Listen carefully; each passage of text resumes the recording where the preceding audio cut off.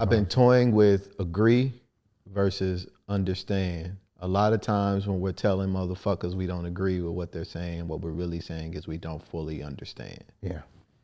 And for a long time, I've been pursuing this notion of understanding, and that there are these things that have been popping up. There's another guy I saw, he was an artist, and he was like, just because you see yourself in something doesn't mean you understand it. Yep, exactly. And that was my marriage.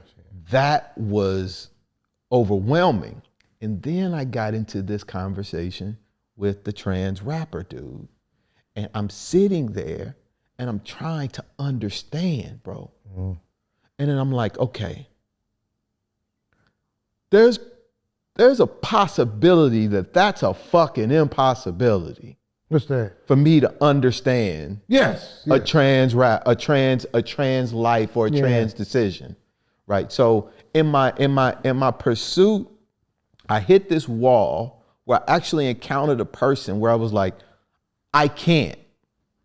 So that helped me try to understand, if I can't understand, then what can I do? Right. And I landed on this thing of connect. And I find that to pursue connection is a lot more beneficial for me than to understand. Because the understanding just always felt like there was, I don't know. It's easier for me to connect than it is for me to understand. Yeah.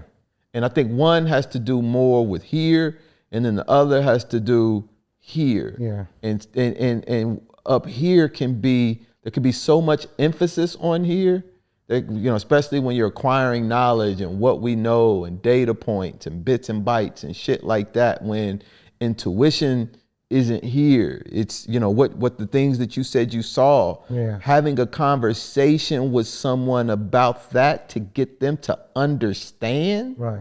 Just wouldn't be. Nah, but you should go through it. Yeah. But if I could connect with the experience that you're having, and in some kind of way, the feeling of connecting to that could be something that I actually carry with me, and then do something different with.